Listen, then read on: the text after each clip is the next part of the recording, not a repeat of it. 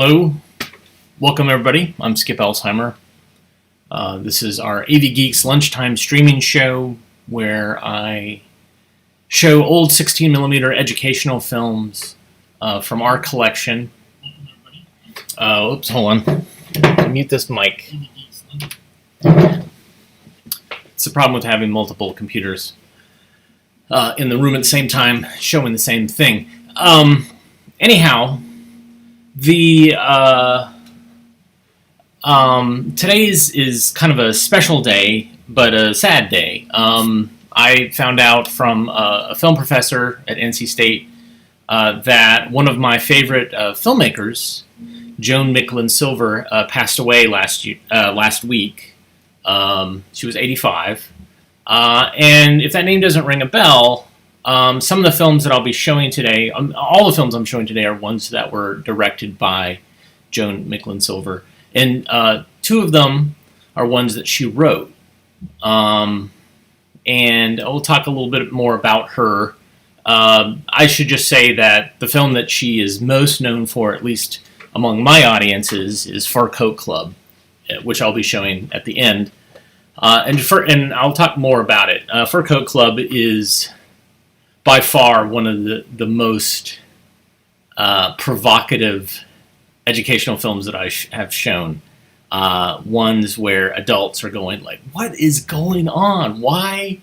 Asking all these questions. And my lament is the fact that I never got to meet the filmmaker, never got to meet her and ask some of those questions. There's a possibility we can track down her daughter, who actually appears in Fur Coat Club. But anyways, so we'll be showing 3 films today. One of them was made for television. It's kind of a cut-down educational version. The first one is really phenomenal. This is a Case of the Elevator Duck, and it follows a young African-American boy who lives in tenement housing or in the projects, and his being a private investigator, trying to investigate this mystery. And I find it to be charming and fun. And if I was a kid watching it, my brain would be just percolating. And that's the key to many of the films that Joan made, is that they were something that kids would get excited about and watching and could talk about. And and that's the idea of some of these films, is they're not teaching a lesson as much as they're getting kids to expand their brain and be creative. And so here is a Case of the Elevator Duck.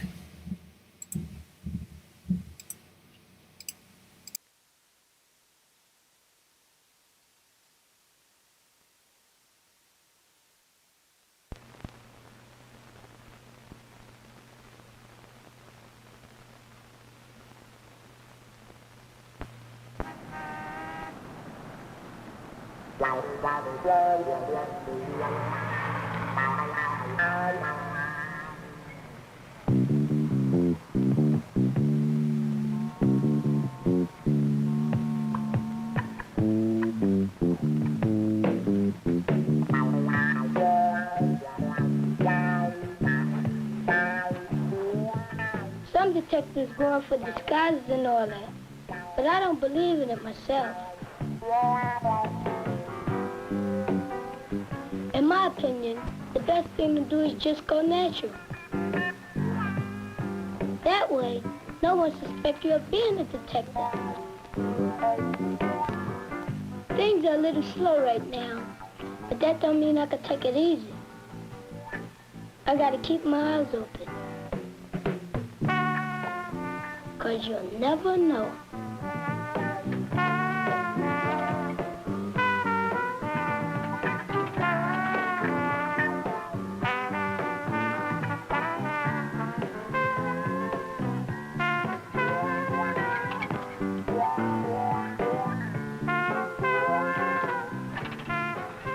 Children and a possible kidnapper.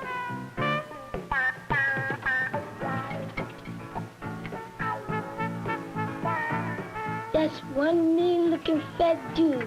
You mess around with him and he'll squish you flat.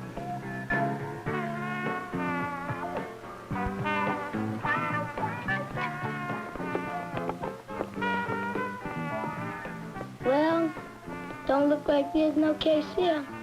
Think I'll go upstairs and get me some breakfast.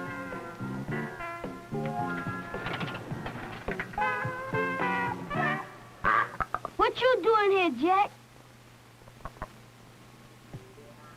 I'm not gonna take you, no way. What, you trying to get me in bad trouble or something? Quit looking at me.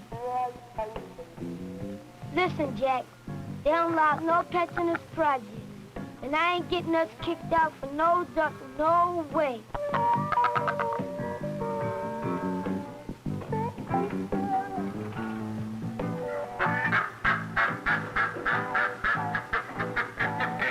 Okay, I'll take your case.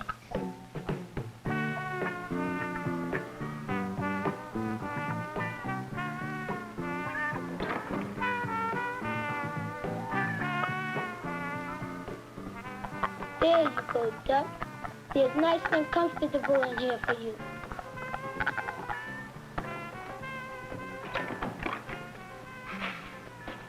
Move aside, son.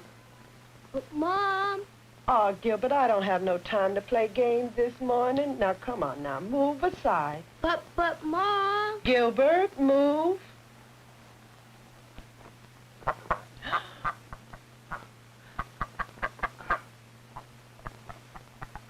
I found it on the elevator. Found it on the... We wait 2 years to get in the project, and you bring home a duck. Housing police catch us, we'd be thrown out into the streets. Found it on the elevator. Now, what kind of mess is that?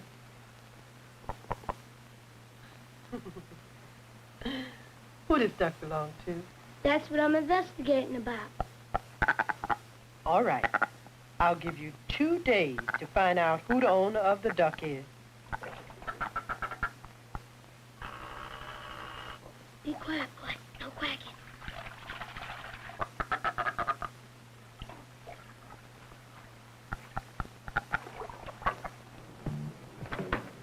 Hey, man, want to shoot a few? Nah, I'm on a case. Yeah, what case? Secret, man. Can't talk about it. Sure, be detective.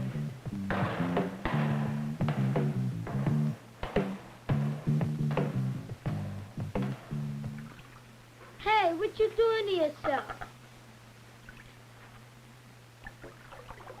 I bet you some crazy somebody out looking for you right now. And I gotta let them know I got you without the housing police catching on.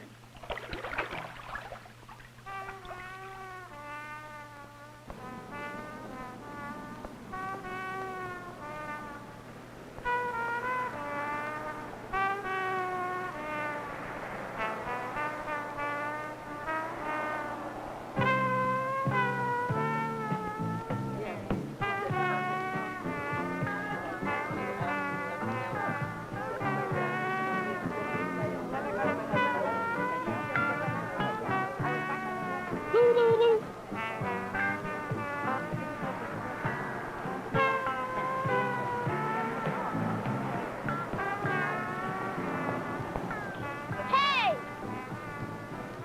Bang, bang!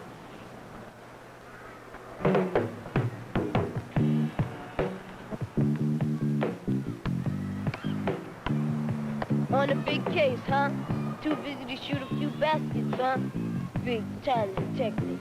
Man, you're pitiful.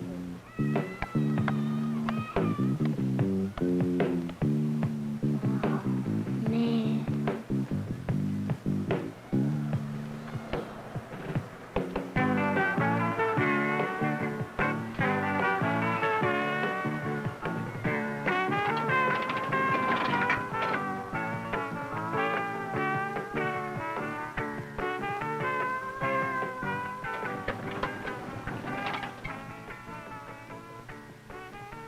Aren't you gonna push a button?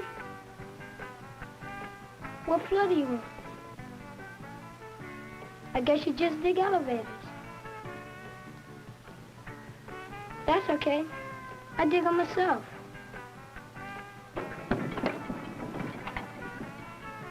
Well, see you.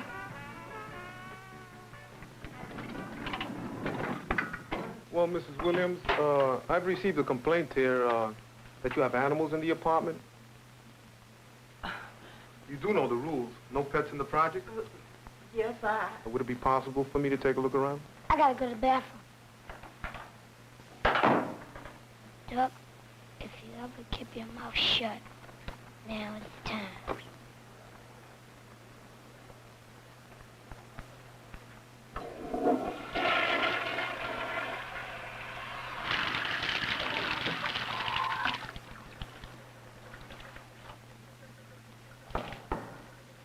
Son, can I take a look in there, please?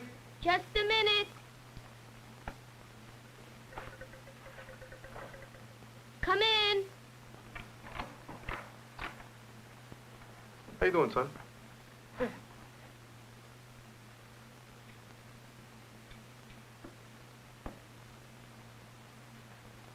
Be good.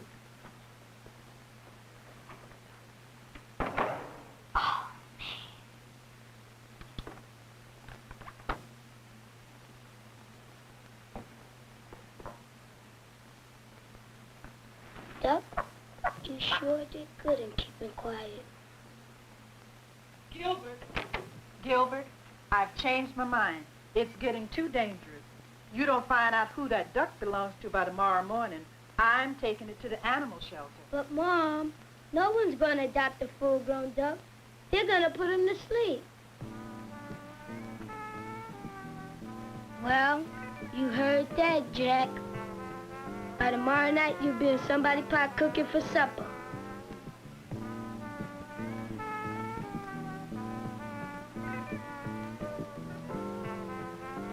Gilbert, don't poke your fingers through that.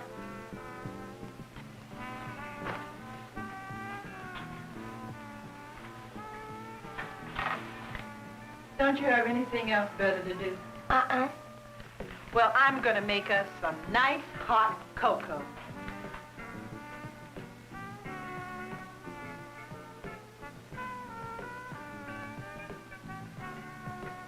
Mama, What you want, baby?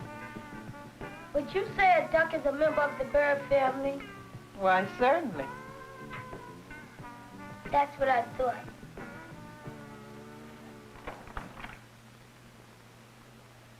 I've been going about this whole thing all wrong. This duck's going to find its own way home.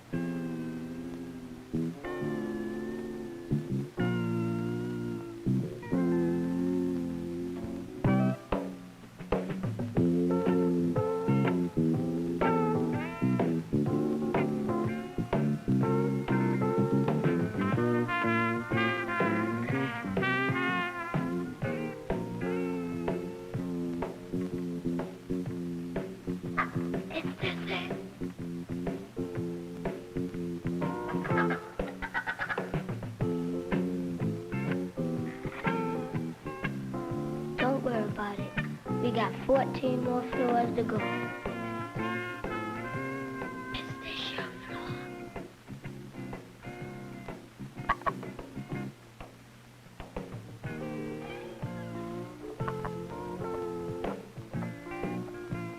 They're gonna be here all night before those two get finished.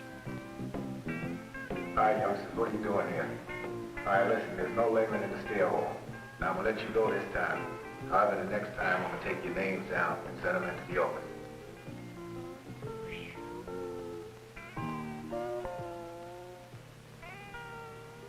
Let's go.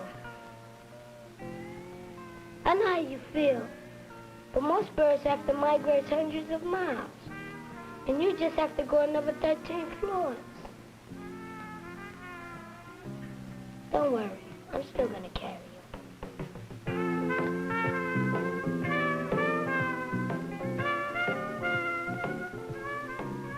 Is this it?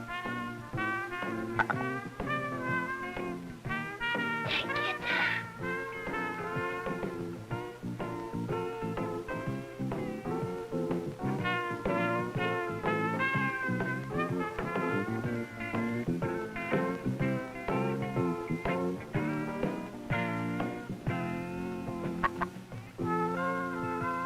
Eva, we ain't come to the right floor yet. or something wrong with this bird's sense of direction.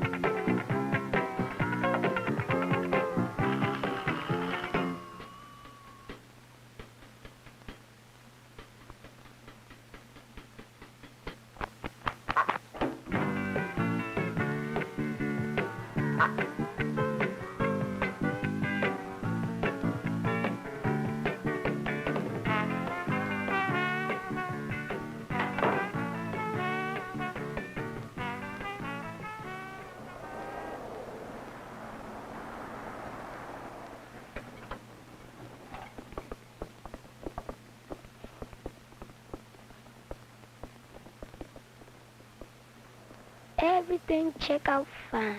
I'll go get me some breakfast.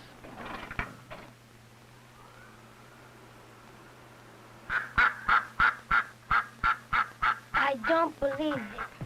After all that trouble I went through, what's the matter with that kid?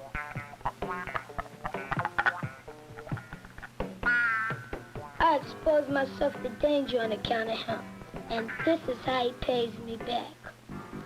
Ooh, I'ma tell that kid a piece of my mind.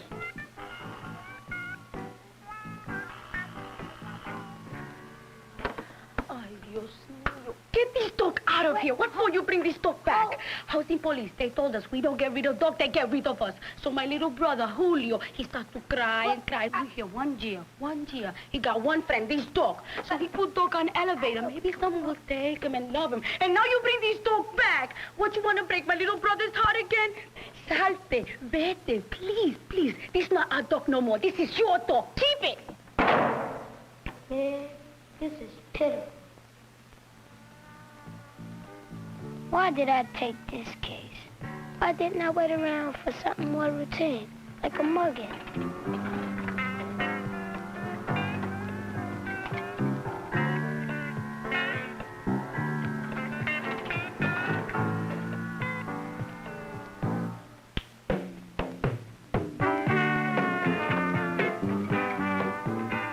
Man, I'm gonna go crazy with all these ideas I keep getting.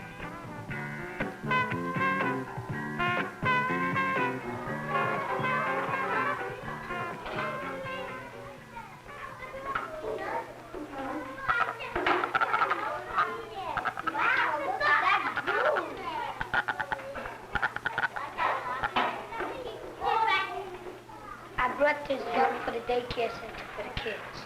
It belongs to Julio. Julio, come here.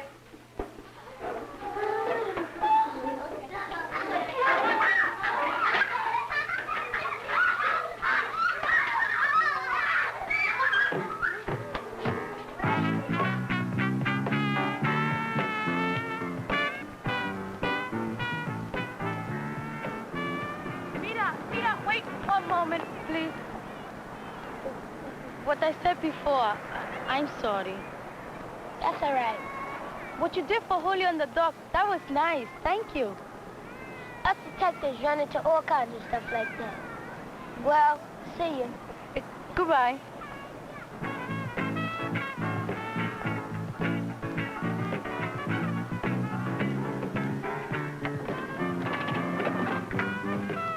Yeah.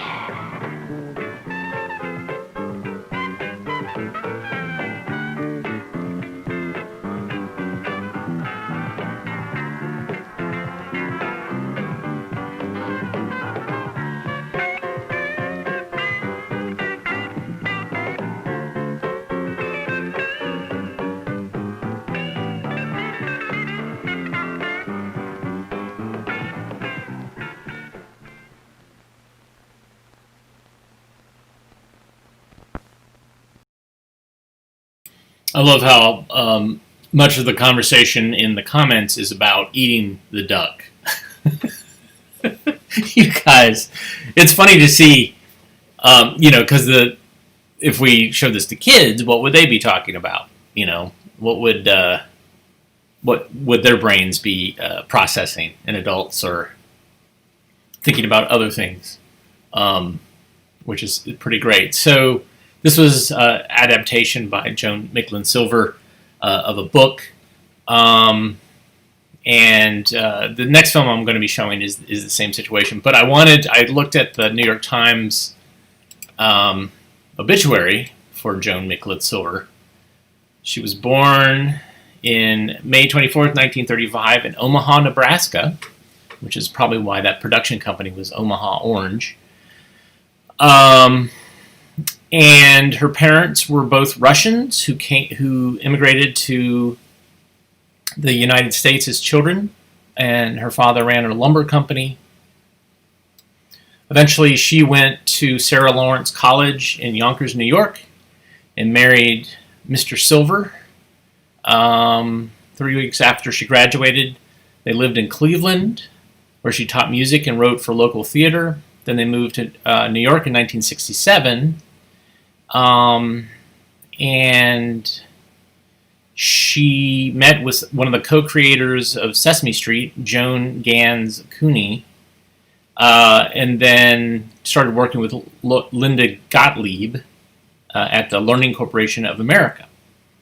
So the only film that they mention, educational film that they mention in this obituary, is The Immigrant Experience, which is a film about Polish immigrants. But they don't mention Case of the Elevator Duck. They don't mention, of course, Fur Coat Club, which they have their own amazing stories. Basically, the gist of the obituary, and if you want to read it, just look up Joan Micklin Silver obituary, is that she had a constant struggle with feature film movie studios, who either said, well, women written, directed films don't really do well, or the films that you're writing featuring the Jewish experience, they don't sell. And so she oftentimes did things independently. She one of her first feature film was Hester Street, and it featured young Carol Kane as the daughter, who was actually nominated for an Academy Award. She did another film which kind of got a little bit bigger, called Crossing Delancey, which featured Amy Irving. And all of these were kind of loosely based in the New York area. And so I think that what I like about Case of the Elevator Duck and Fur Coat Club is they capture New York from that time period. They really kind of capture this feeling of being in New York. And you'll see this with Fur Coat Club, and I'll talk more about it. But this next film, I think, is she did this for television, and this is a condensed version of a longer thing that was probably, could have been like an ABC after-school special or some variation on that. It's called How to Be a Perfect Person in Just 3 Days, and it features lots of actors that you know, lots of character actors and lots of people that show up in the 80s. So let's go ahead and watch that. Plus Wallace Shawn, man. Wallace Shawn's in this film. And I should say that a tech thing is that some of you noticed the soundtrack was warbly, and that is unfortunately because of when these films were transferred, the machine that was used to transfer them, this was not my transfer. I was basically comparing what I had in-house with what has been scanned on the Internet Archive, and the person who scanned them at the Internet Archive took a shortcut, and so the sound has what we call wow and flutter. And normally you don't notice it when people are talking, but unfortunately if you're hearing a horn, it sounds like they're going wow, wow, wow. So anyways, here's how to be a perfect person in just 3 days.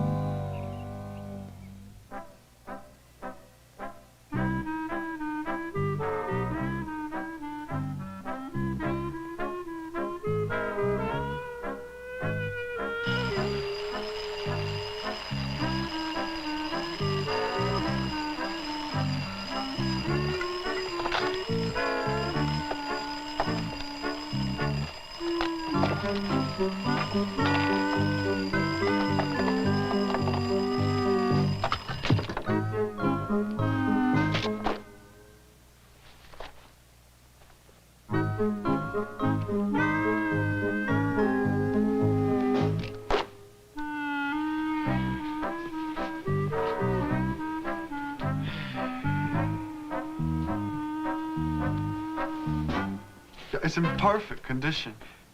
All right, I think I sold my car. Oh. They're coming to look at it today sometime this afternoon. Good. I told you I'd make enough to get to Europe. Milo, I swear, every day you do something so stupid. When's she gonna grow up? Oh, Milo. I'm sorry, Mom. I know, Milo, I know. Just let's get through breakfast.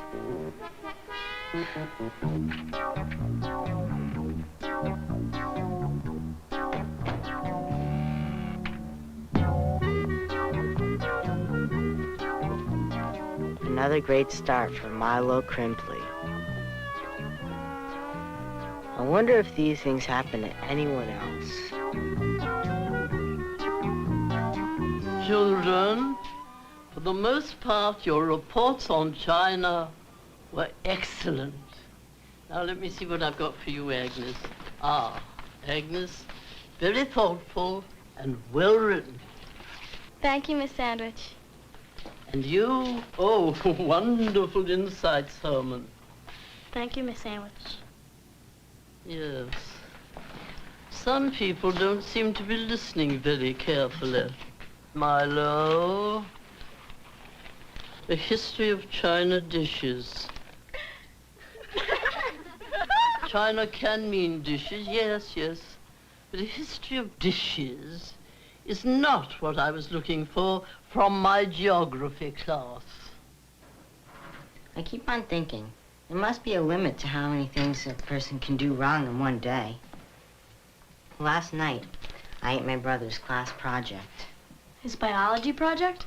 Yep, The head, too? the whole thing. Listen, last week, I swear it was an accident. I used my mother's wig to scrub out the bathtub. She wore it downtown in the rain. It started to bubble. You're kidding. Someone called the police. They thought she was a nightclub act. Was she mad? Mad.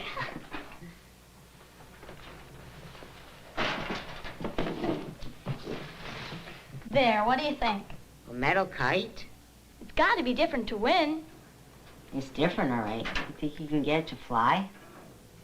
Well, I've got all week to try. Why don't you enter the contest this year?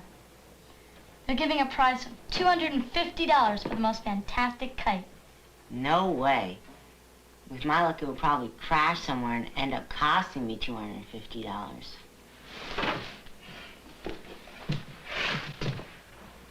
Things do sort of happen to you. Everything happens to me. I used to think I was gonna get better, but I'm getting worse.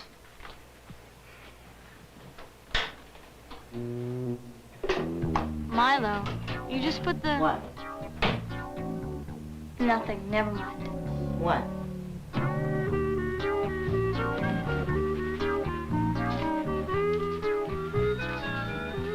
Hi. Hi. Need some help? I'm just trying to get the seats looking good. Eric, telephone! Coming! Some people named Yamata are coming to look at my car. If they show up, give a yell.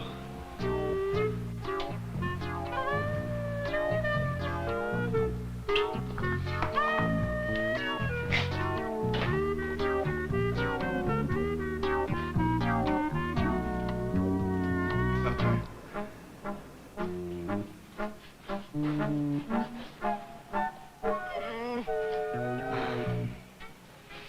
Why does he always park so close to the wall?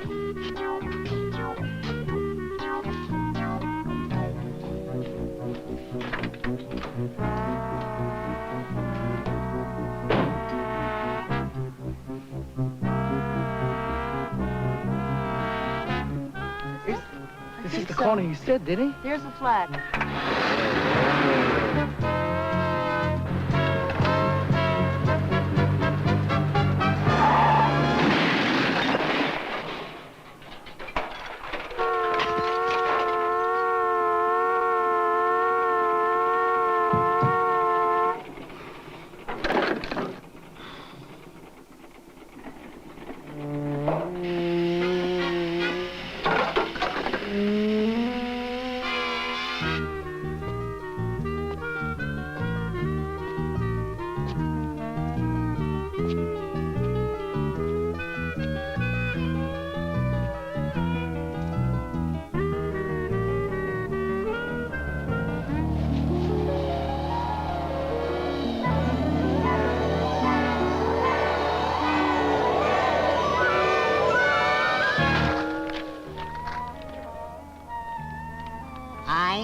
Dr. K. Pinkerton Silverfish can make you a perfect person in just 3 days. Come see me at 33 Newbury Avenue.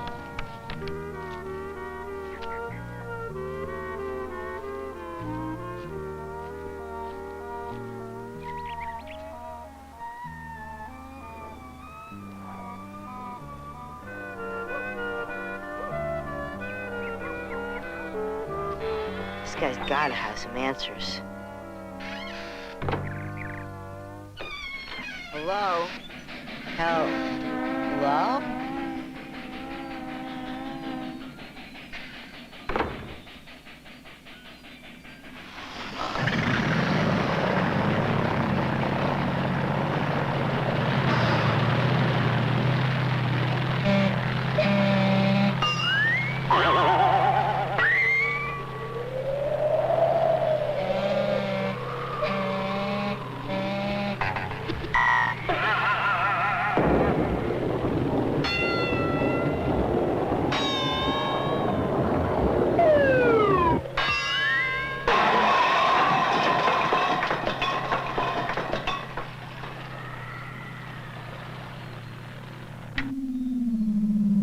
No simple ding-ding for Dr. Silverfish. I presume you've come to sign up for my course in perfectology. You're a little young for this sort of business, aren't you? Most of my clients are adults. You ought to go out and live a little. I mean, a few imperfections at your age are just to be expected. Comes with the territory. At the rate I'm going, I'm not gonna make it to being an adult. Let's get started right away.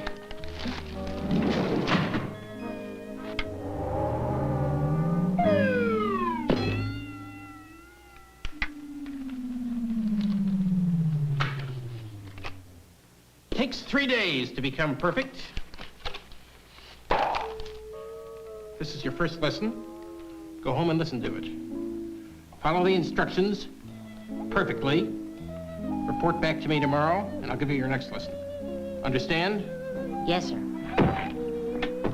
Ouch. I'm fine, Mom. I'm fine.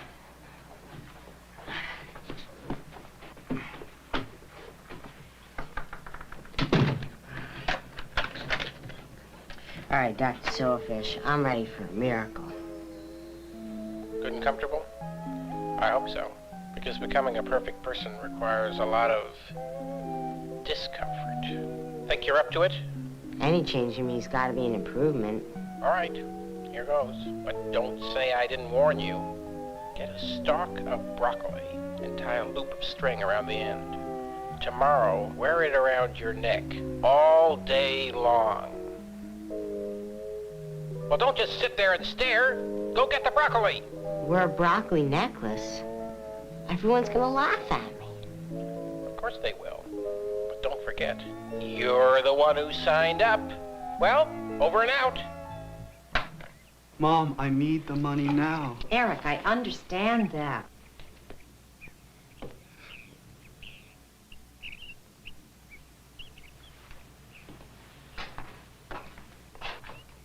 You're really impossible.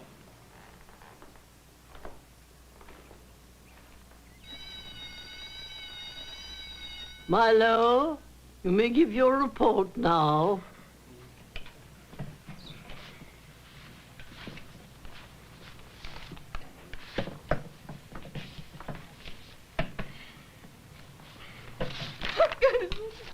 Broccoli around the neck.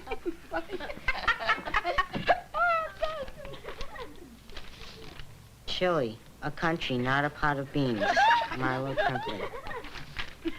Hey, Milo, your vegetable shot.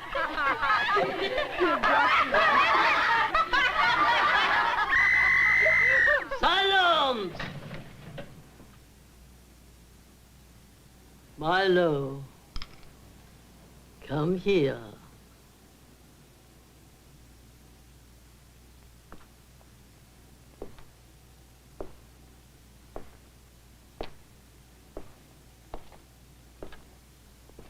This sandwich, you don't understand it. I think we'll let the principal handle this. March.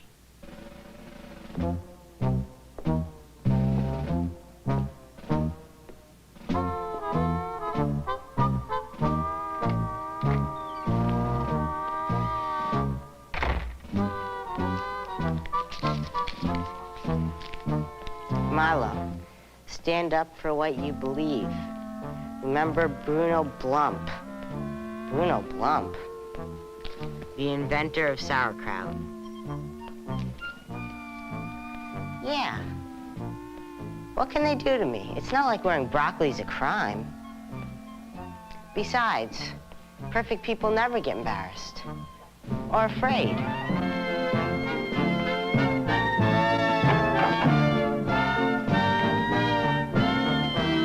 This is America, Mr. Stumpful. And a person can wear broccoli around his neck anytime he wants to. Now, this sign means railroad crossing. You understand? Do you want to make it to perfection? Well, then let's start paying a little more attention, okay? You go to your little house.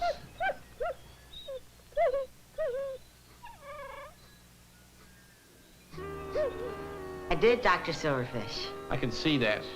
It's the stupidest thing I've ever seen. I just can't imagine anything more humiliating than wearing a stalk of broccoli.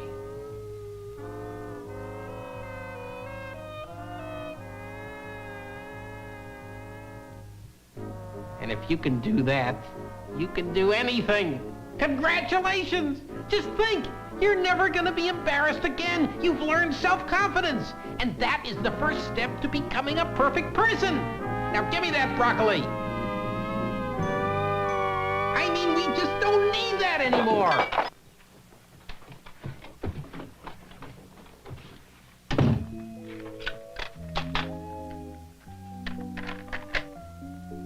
Comfortable enough? Good. Now for step 2. From now until your appointment tomorrow, don't eat a single thing. Surprise! Geography quiz. Mark. Ah, there you are, Mark. Ankara is the capital of what country? Turkey. Andre, where is Athens? Greece. Right. Budapest. Hungary. Marlo, name me an island lying off the coast of Italy.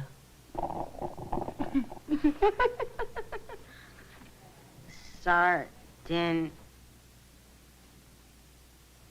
Sardine what? Sardines?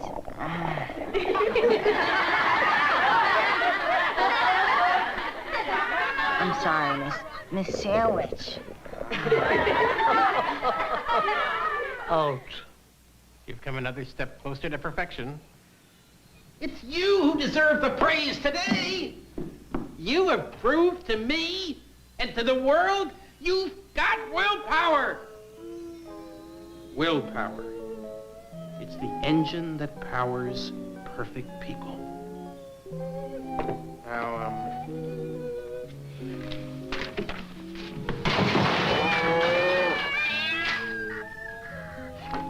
lesson number 3. Your third lesson is a snap. By 3:30 p.m. tomorrow afternoon, you're to have done something you've never done before and never thought you could do. What exactly? That's for you to figure out. After all, I'm already perfect. Over and out.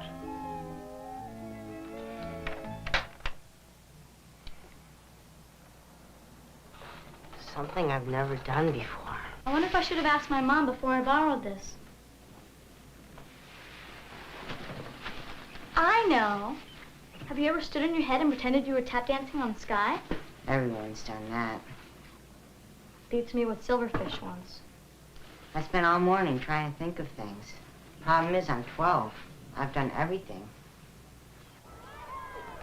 Come on, Milo, we'll say the kite's both of ours. I'm not in the mood. You could at least watch. No thanks. I gotta get used to the fact that come 3:30 this afternoon, I've lost my one chance of becoming perfect.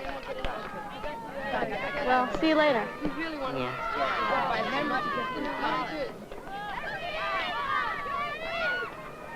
Good luck.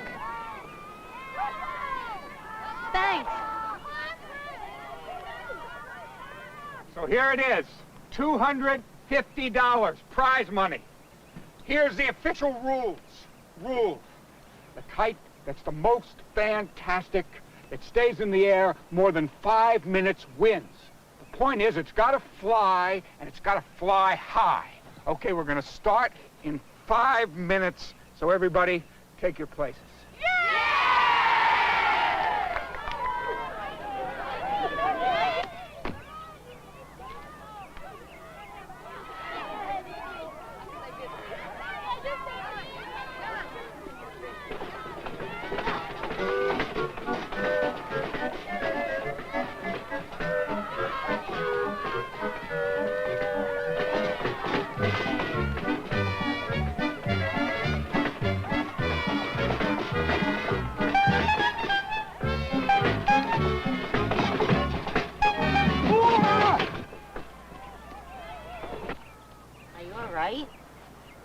Let you know in a second.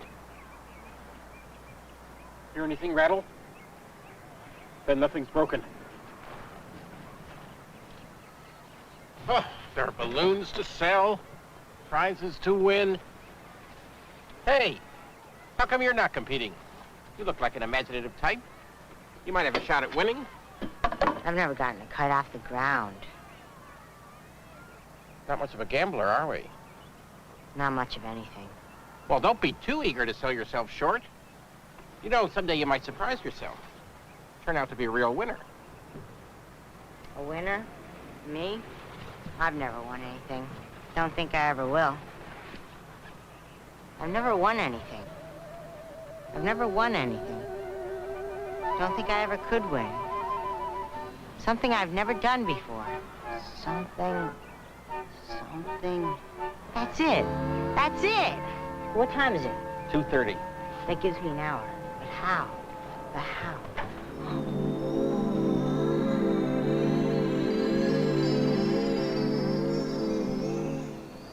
That's it.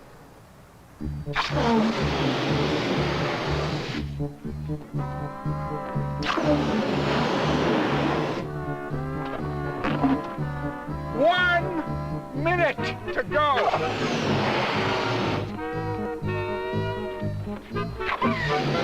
More, come on. Let's go.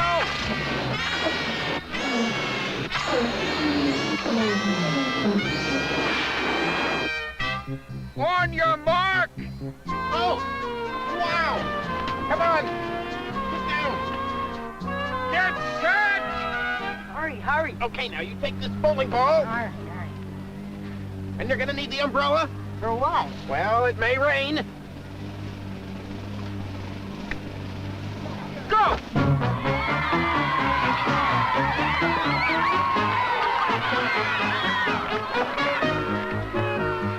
You think this is gonna work? We won't know till we try, will we? Well, that's the spirit.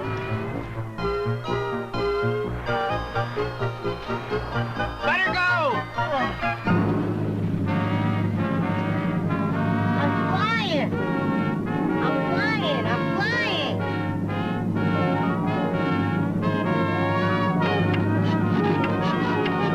Oh, my eyes!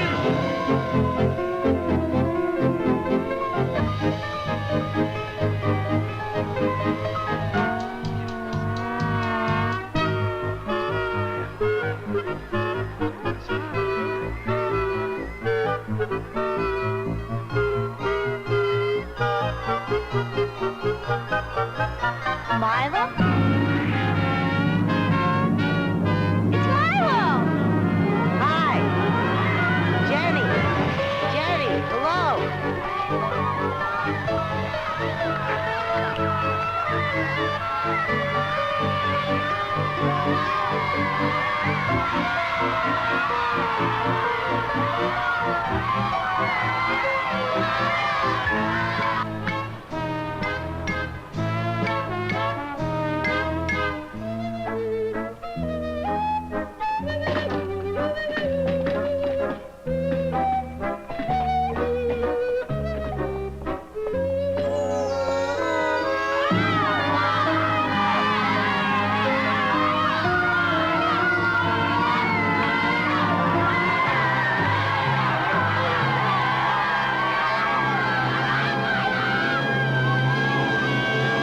Brilliant?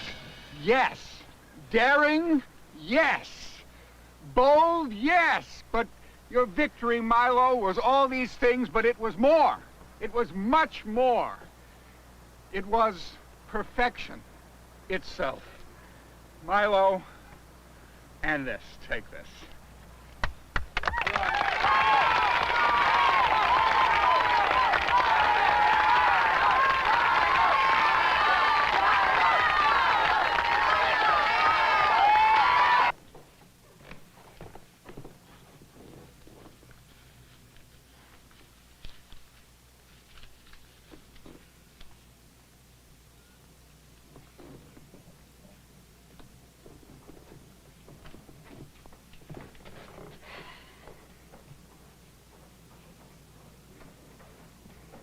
What did he say?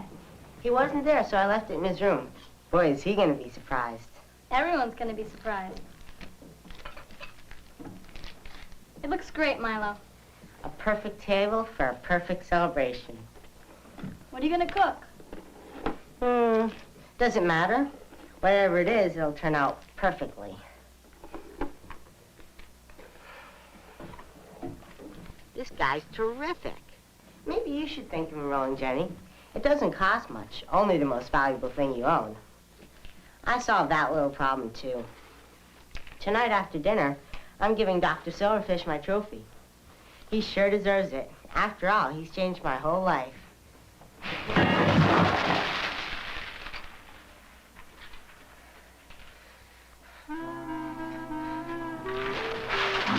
Milo, wait! Where are you going? To see Dr. Silverfish. I did everything he wanted, and I'm still not perfect. Milo!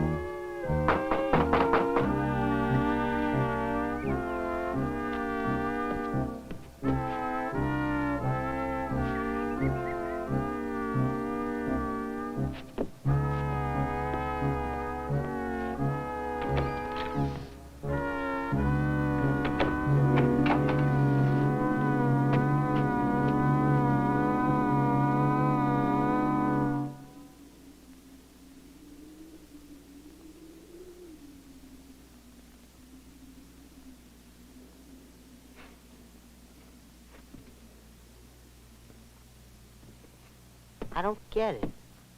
I just don't get it.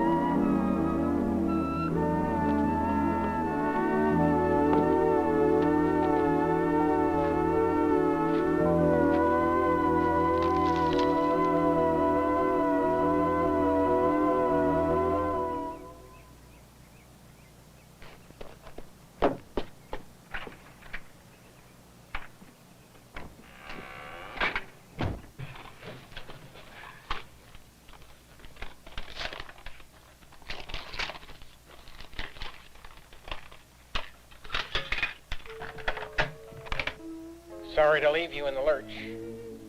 Figured my work was about done here, and, well, business wasn't all that brisk. But I've got a new course ready to go. Make $4 billion by next Thursday. Sorry, technical difficulties. Have you been chewing on this tape? Where was I? Oh, yes. Congratulations! You're perfect! Unless by some strange chance you didn't follow my instructions precisely. In which case, congratulations, you're not perfect! It's ridiculous to want to be perfect anyway. Perfect is never doing anything wrong, which means never doing anything at all. Perfect is boring. Oh, no.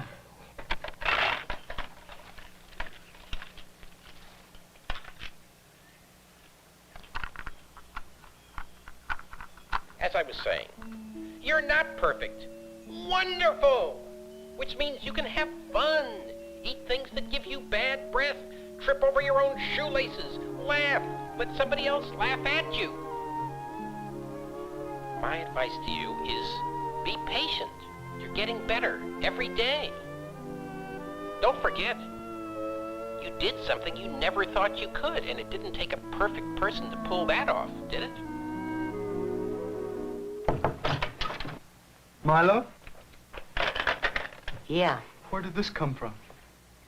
I won it. The kite contest. I mean, thanks a lot. Come on, dinner's ready. Great.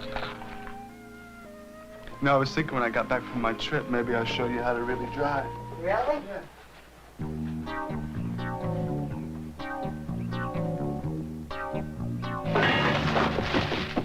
On second thought.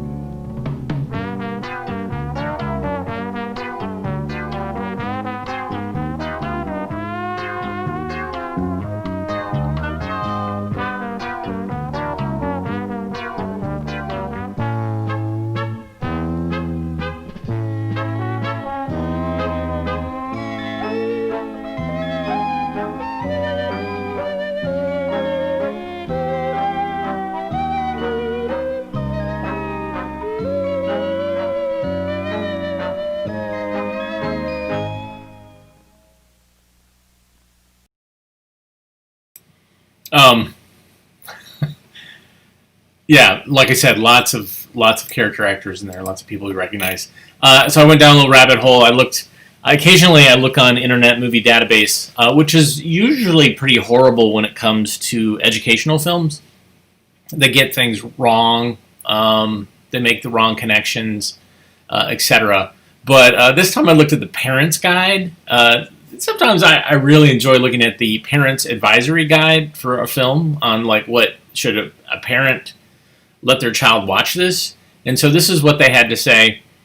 It's a breakdown of different issues. One is under the violence and gore category. It says, some slapstick careless things. Boy drives through garage wall by accident. A boy slips and falls a few times. In one instance that relates to the plot of the story, a boy doesn't eat and his stomach growls in several scenes. So that's under the gore and violence category. Profanity, very mild name calling. Probably the strongest obscenity is jerk. Frightening and intense scene. A boy flies in a balloon chair, but some bullies use a pointed kite to pop the balloon. The kid manages to break the bully's kite. Now, so there is an hour-long version of this, and obviously that scene was taken out. This is a 30-minute version, and this was meant specifically to shown in schools. So you'll see these oftentimes with after-school specials that were an hour long. they would condense them to 30 minutes, specifically for the educational market. Another frightening and intense scene is Dr. Silverfish's house is very strange and might scare very young viewers. So there's your advisories. Not the fact that a boy tying balloons to a chair and just kind of free flying. I mean, that's wonderfully irresponsible. Okay, all right. So we're going over on time, but it's worth it for Joan. This is the film that introduced me to Joan Micklin Silver. It features her daughter as one of the main characters. I showed this film to adults, and they all... It's happened so many times where I show it in a theater, and at the end, people turn around and look at me and say, "Why did they show this to kids? I don't understand. What's the message here? What are they teaching here?" And, you know, as a reminder, not every educational film that was shown in school was meant to teach something. It was really, some of these were like for creative arts or language arts, where it was basically you show a story and then you have the kids respond and react to it. I've seen this film countless times. I come up with any excuse I possibly can to show this film because it is really entertaining to me, and it captures something that's deep in my head, which is the stupid games that my friends and I would do as kids when we were bored. And also the freedom to explore your surroundings. In this case, it is New York City and Central Park. And there's this joy and this excitement that the kids have as they explore. And they certainly do things they're not supposed to do.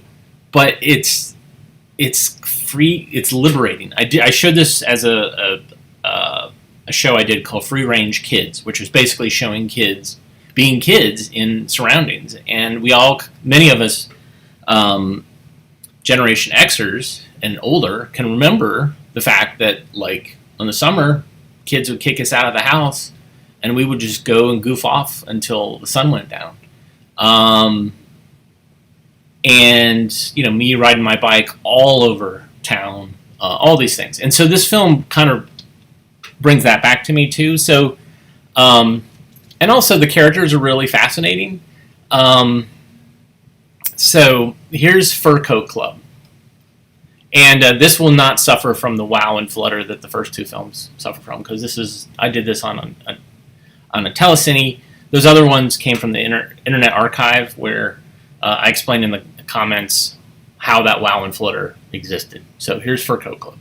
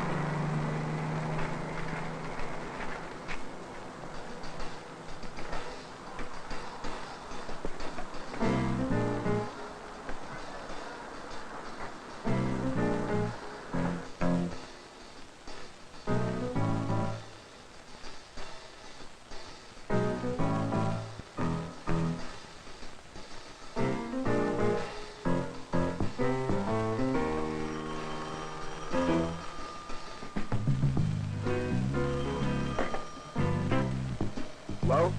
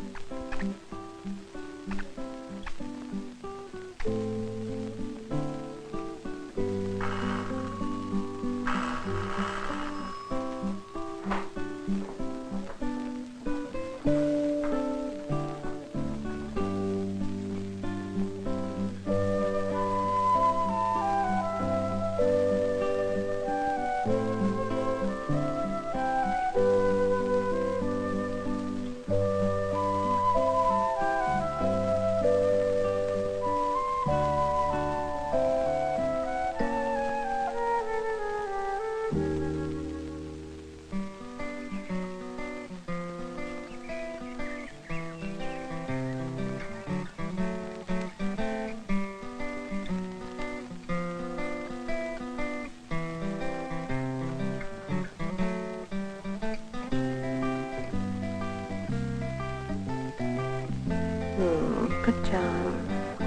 John, tell me how you really feel about me. Oh, you know how I feel about you. I know, but just tell me. Oh, come on. You know how I feel about you. Tell me. I love you. You really, I love you. I love you. say it again. I don't know how to keep telling you that. What's it like this again? Tell me again. I'm telling you right now, I love you. Love me right now. But what about tomorrow?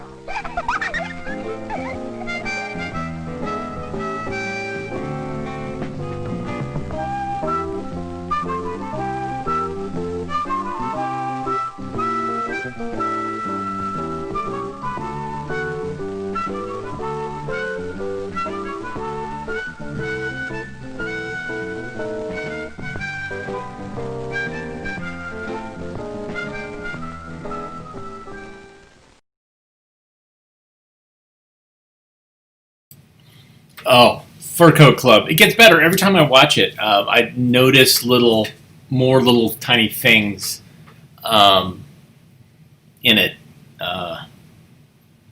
But I lament the fact that I didn't try to hunt down Joan Micklin Silver when I first started showing this film. And when I was doing screenings in New York, I think that's where she was based at the time. But even if it was in LA, I did screenings there too. Really should have worked it and try to find her. Her daughter Claudia was in this film, so maybe she's someone that myself and some others we can track down and kind of talk to her, because there's a lot of questions that this film brings up. The production of it, like how did Claudia feel about it appearing in it? What were the reactions of her classmates if it was screened in her class, which it probably was. And, did she ever hear about the feedback for the film? Because it's a whimsical film. It's really this wonderful fantasy story in so many ways of, when they end up in the fur locker and begin to freak out. And then, how they encounter the robbers and all that stuff. It's all, kid fantasy stuff, but it's great. It's so much fun. I very much enjoy this film. And then the fact that they're totally done with furs at the end, and they decide to give the fur rewards to their sisters, and then they eavesdrop on young lovers in the park. So it's really, really great. So thank you for joining me in seeing. This is one of the reasons that I enjoy collecting and showing these films, is that you get to see that there were these folks involved in the filmmaking that were these kind of auteurs.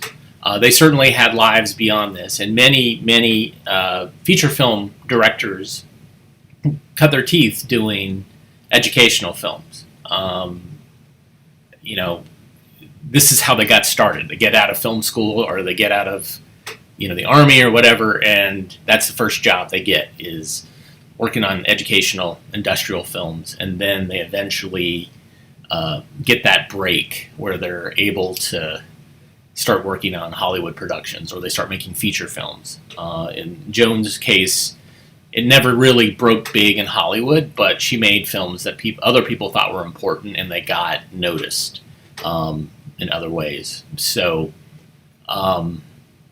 yeah, I hope you guys enjoyed it. And if you like what you saw, please hit like. Hitting like is a great way to tell YouTube and Facebook and all these other services that I'm not just on here blathering, that people actually like what I do. You can also buy me coffee.